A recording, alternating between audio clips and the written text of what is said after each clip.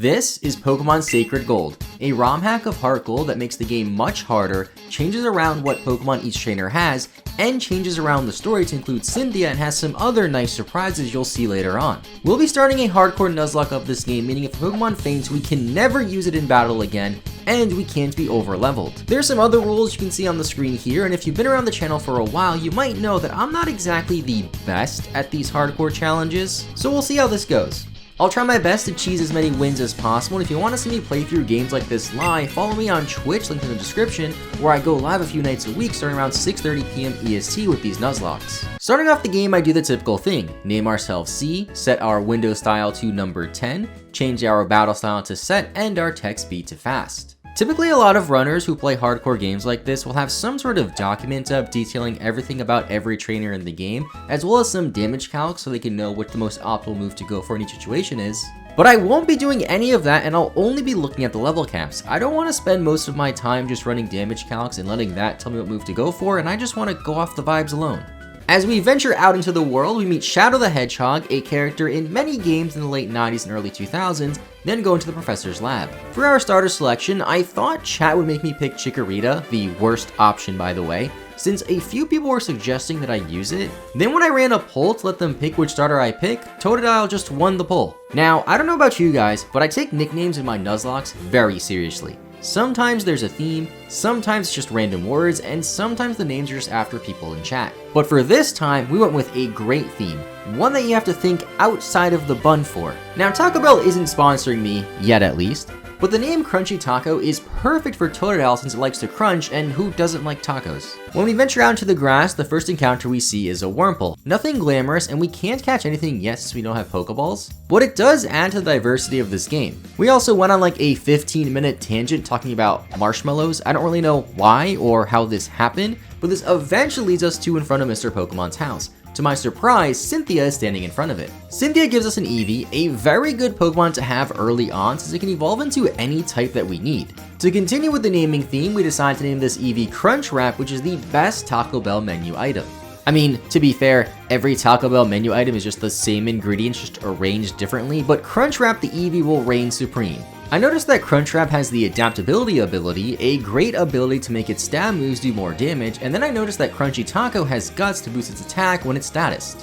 You might think that having these two great Pokemon this early on would make the game really easy, but trust me, this game is much harder than I originally thought before going into it. After getting our Pokedex and holding down our Yap button to make things go faster with Professor Oak, we head outside and get a call from Professor Elm about a mysterious person who stole one of his Pokemon. Since we've been a professional Pokemon trainer for all of about 30 minutes, we are the most equipped to stop this thief. But first, along the way, we run into this route. Totodile was already poisoned at this point of the battle, and we can't catch because we don't have Pokeballs yet. I try to knock out routes for some more EXP, but it goes for Confusion, gets the Confusion, and then we hit ourselves in Confusion and Totodile faints. Some people might count this as a loss for the Nuzlocke, but the Nuzlocke rules do say that the Nuzlocke doesn't start until you get Pokeballs, so I think it's fair game as we don't have Pokeballs yet.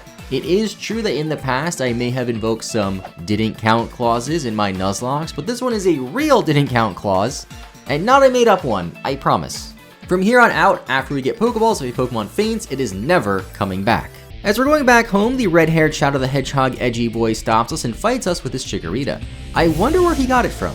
Even though he has a type advantage over Crunchy Taco the Totodile, we're still able to take it out in 2 shakes of a lamb's tail and then go back to the lab again. Oh no, we messed up, and it turns out the red-haired kid stole a Pokemon from Elm. When we're asked to name him, I figure it would only make sense to name him after Taco Bell's rival. There's a few options, perhaps a rival fast food chain like McDonald's or Burger King, or maybe even Michelle Obama, but instead we go with Del Taco, another fast food chain with taco in the name that serves Mexican food, or at least claims it's Mexican food. It's nowhere near the magnitude of Taco Bell, and in hindsight, maybe a bigger fast food chain would have been better for our rival, but if we're talking about hindsight, you probably didn't expect me to talk about Taco Bell so much when you first clicked on a hardcore Nuzlocke video, and well, here we are. With all that out of the way, we get some Pokeballs and can finally catch some Pokemon, meaning the Nuzlocke officially starts now.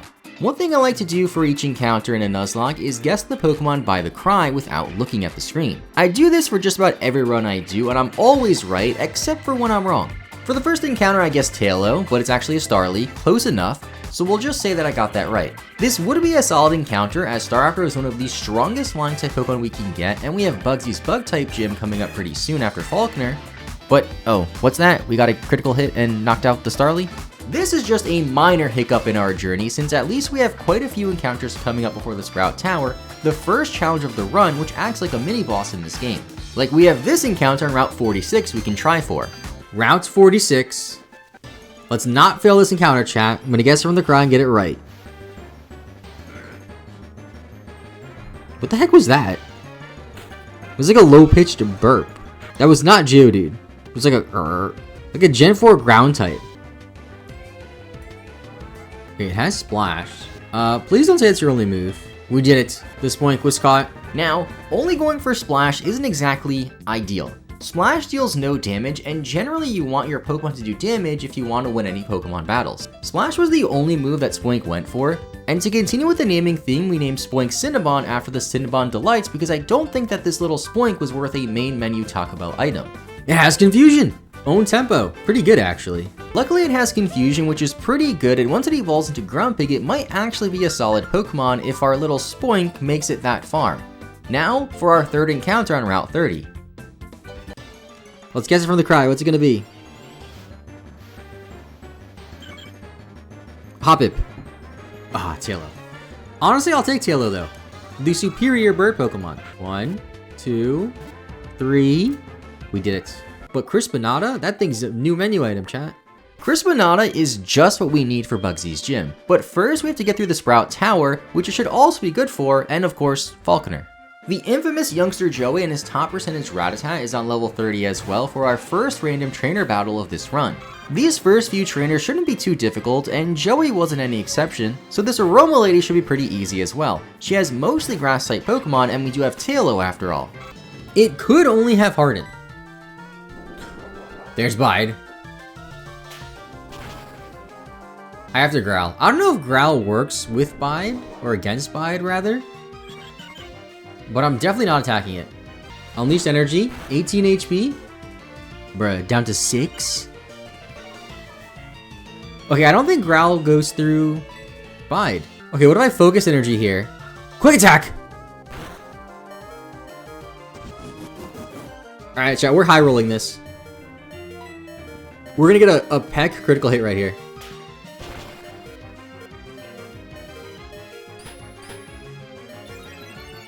I think we're fine. I think we're fine. Okay, I should switch Pokemon. Actually, no, I'm not I'm gonna stay in. One shot, one shot, one shot. 6 HP. God damn it. It was so close to working. It was so close to working. You know, it's a good thing we didn't name it Baja Blast. That's all I'm gonna say. Dude, what's with the Aroma Ladies? What's with the Aroma Ladies and just ruining my life? Like, okay, that's all to unpack in that sentence. But what's with the Aroma Ladies and them killing my Pokemon? Like, it happens every time. Yo, how funny would it be if Rayquaza dies like a level 7 Budu? I'm not gonna heal. We're just gonna ride it out. One-on-one. That was so much recoil. Yo, Rayquaza might die. Oh wait, I might die here.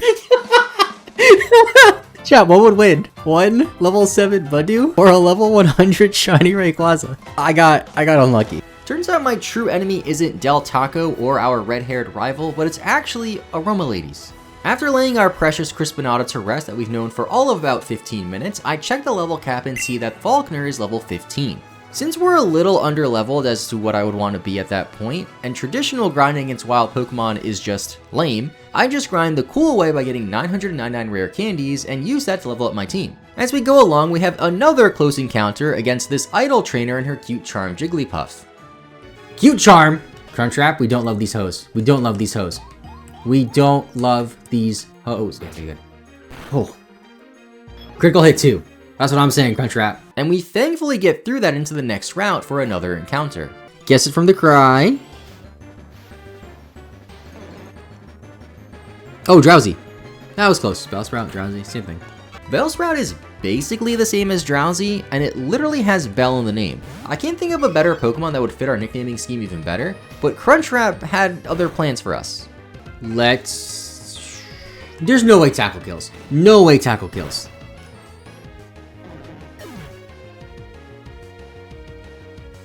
At least we have a cave right beside here for another encounter that we get a Zubat from. Another flying type we could potentially use for Bugsy that I named Bean Burrito, a Taco Bell classic to fit with this classic Pokemon.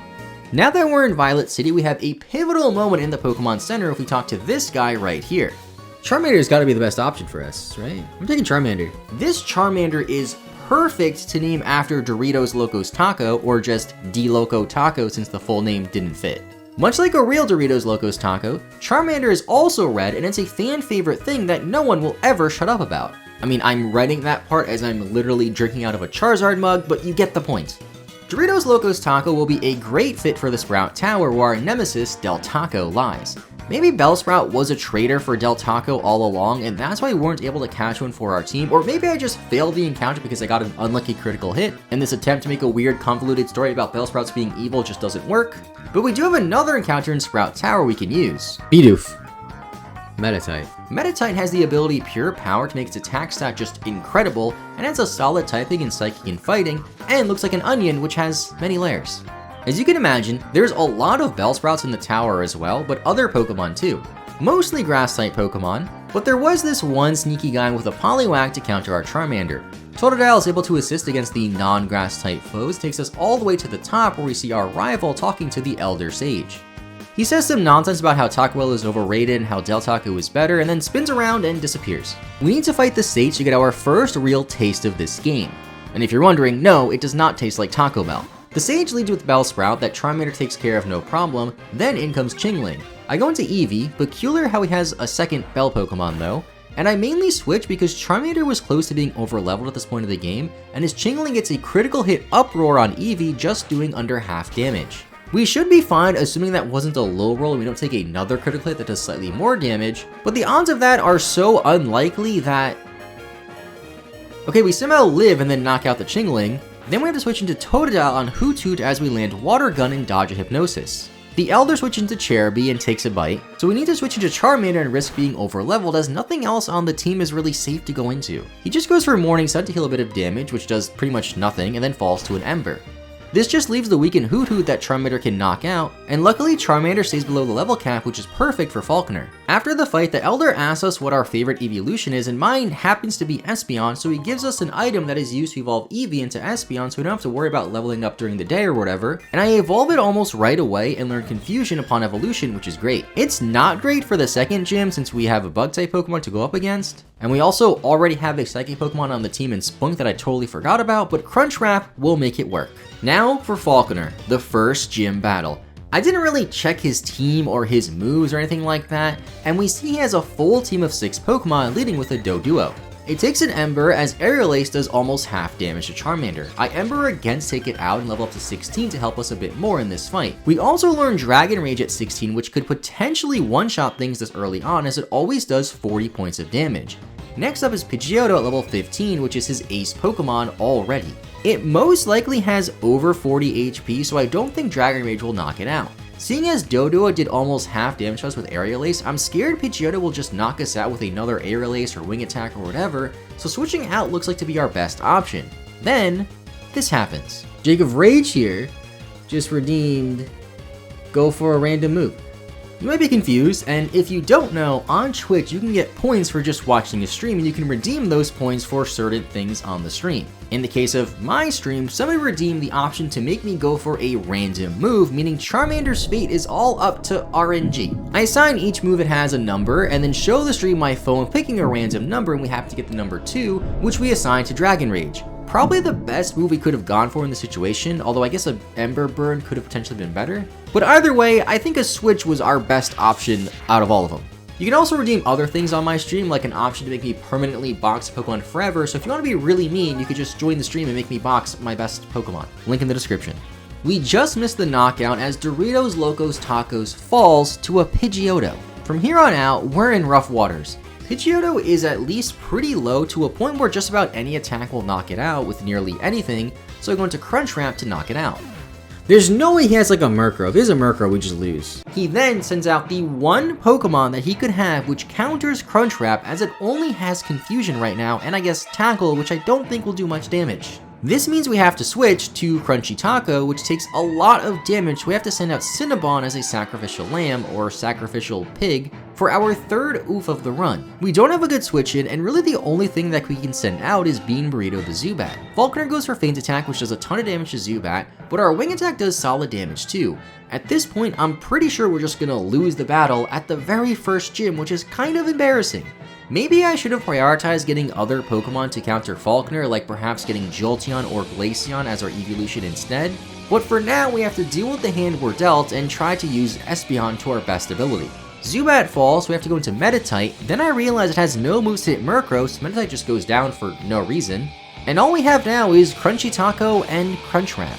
There's a world where Crunchy Taco kills this, and then Espeon just sweeps, and we get out of here with Espeon. Never mind, he's just faster. Okay, here's my train of thought, chat. We're gonna be faster. I don't think Tackle's gonna kill, but if I Sand Attack and it misses, then I Tackle twice. I think it's better to risk Tackle killing or critting. Let's go for Tackle.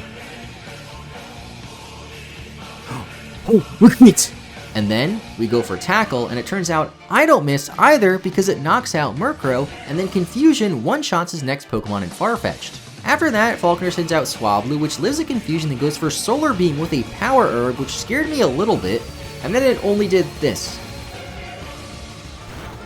Swablu then goes down to a second Confusion, and then for his last Pokemon in Chatot, we just one-shot it as well. We narrowly escape with only one Crunchwrap to our name, and while it is true we could have saved a couple of Pokemon, most likely just Meditite, it doesn't really matter because Espeon is all we need. But it don't matter. My pockets got fatter. That Chatot did not hit me with no chatter. Just a boy and his Espeon. I think we'll be fine. I mean, I say that as literally I have 6 deaths in the first, with one badge. With our first badge in hand, we can get an egg, but not just any egg, but another Pokemon to add to our team since we already lost 6 of our great Taco Bell menu items. The egg is a Togepi, which should help us for Bugsy's gym since Espeon probably won't be very good against a ton of bug-type Pokemon. We hatch the Togepi and name it after a Taco Bell breakfast item, the Waffle Taco, which I don't even think they carry anymore, but it doesn't matter if the name fits, and I don't think Breakfast Burrito was an appropriate name. Actually, in hindsight, maybe it was, but I already committed to the Waffle Taco, so maybe Taco Bell will bring it back. I don't know. Our journey continues after narrowly escaping Falkner's gym, and now we have to go through the Slowpoke Well into Azalea Town to fight Bugsy. Will we persevere? Will we lose a ton of Pokemon again? Are there even enough Taco Bell menu items to nickname our Pokemon after? As we head south towards Bugsy, a trainer that if you couldn't tell by now I'm really fearing, we have quite a few encounters. Here we can get some really awesome Pokemon like Mareep, a defensive electric type, or either Nidoran male or female, which are both great offensively, or even Hoppip, which really isn't that great. I just like Hoppip, and Jumpluff is one of my favorite Pokemon. Not like top 5 or even top 10, but at least top 20. We have pretty good odds to get a good member on the team since we're really lacking good Pokemon as of right now. So let's see what we get. Is that a Spinarak? This isn't exactly good. In fact, it's quite terrible.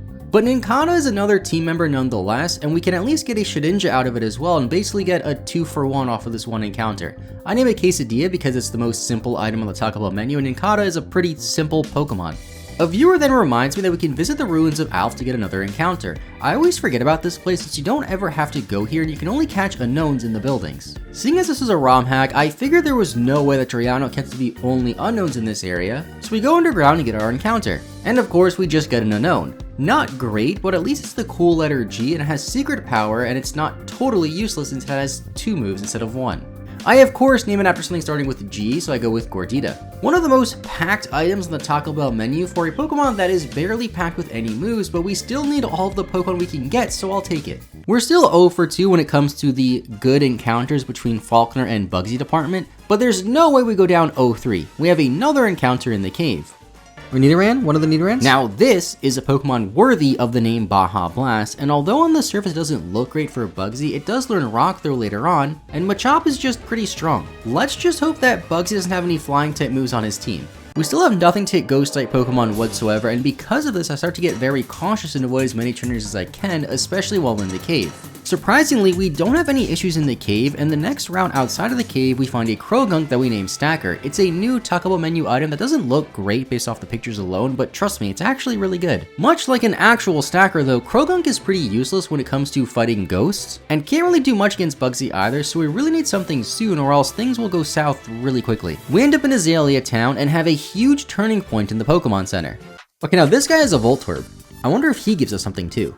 Like, I have to take Torchic. Even though I don't really, like, want to. I'm just gonna do it. Torchic is almost perfect for us. It's another fighting type, which we really don't need, but we desperately need a Pokemon that can just counter Bugsy's Pokemon, and Torchic is of course a fire type Pokemon.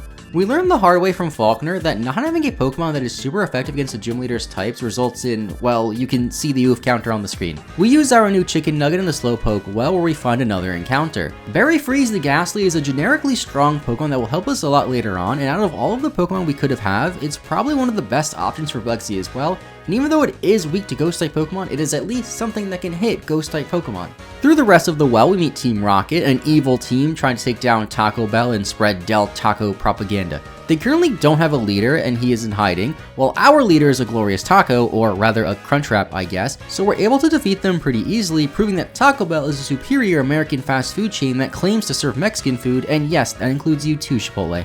Through this endeavor, Nincada evolves into Ninjask, and Shedinja just, well, appears out of nowhere. Then we focus on evolving Togepi into Togetic to give another Flying-type Pokemon on our team to resist Bug-type moves. It doesn't learn any Flying-type moves before Bugsy, but it does have Extra Sensory and Tri-Attack, which is still pretty solid. Now for Bugsy's gym. Hold on a second. Why do I hear boss music? Not yet.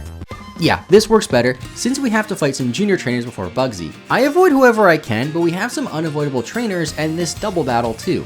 In the double battle, I lead with Machop and Combusken since they both have moves to hit Bug-type Pokemon super effective, and they lead with Volbeat and Illumise. Not too bad, right? Well, the Illumise charms Baja Blast to lower its attack, then they go for Thunder Shock and paralyze Chicken Nugget as Ember does under half damage, but gets the burn. Baja Blast then gets a critical hit Rock Throw to knock out Volbeat, then in comes Beautyfly. We are still in a decent spot since Beautyfly is a flying type Pokemon, so I just double target it to make sure it doesn't go for a flying type move on our Combusken. Beautyfly Gust Machop, and then because Charm lowered our attack so much, the Beautyfly takes a Rock Throw and Nugget gets fully paralyzed. Nugget does have speed boost, and even though it is paralyzed, it still might be faster since it has like 3 or 4 boosts at this point. I begin to ponder what else we could possibly do to escape with our Combusken intact and start to think of what we can do and switch out for. I probably spent way too long thinking about this, so much so that this happened. Alright, so Senna redeemed random move. I'm only gonna go for one of the 2 Pokemon. I'm not gonna go like 2 random moves. It's on 2. So Combusken gets the random move. So as long as it's not double kick, I think it's fine. So I'm gonna click generate, and it's 4. Okay, so we got the best option. Just don't get full parried. Just don't get full parried. There's Thunder Shock. We tank. Air Cutter. Okay, it hit Crunchwrap. Wait, it's both. We got a crit. I don't know if the random move Redemption is to blame for losing Combusken or if it was the critical hit, but either way, I didn't expect Air Cutter after seeing Gust from Beautyfly. We are down horrendous without Combusken, and now we have to try to brute force Bugsy with whatever we have on the team. The Twins for Valley now are pretty low at least, so Crunchwrap can take care of them. And now for Bugsy. We don't have Charmander, we don't have Torchic, we have no Flying type, we have no Pokemon to hit him super effective. Our Togepi looks like a decent option, Tri-Attack is stabbing pretty strong, we also resist Bug being part Flying type. And even though we are the underdog, there's plenty of underdog battle stories that have gone in the favor of the underdog. You look at David versus Goliath, the American Revolution, the Tortoise and the Hare. And unfortunately, like, I don't know how else to say this, but we just completely get destroyed by Bugsy. I've tried writing this part so many times, and no matter what I do, it's just, we just were not prepared for Bugsy. I did everything I could, I tried so hard, and I got so far. In the end, it didn't even matter. And with that defeat, my vision begins to fade, and I can feel the room closing in around us. A voice comes to me, and I know that this journey is far from over. You want my Taco Bell? You can have it. I left everything in one piece. You just have to go to twitch.tv/PaPaSea and watch live to find it. The Taco Bell is real.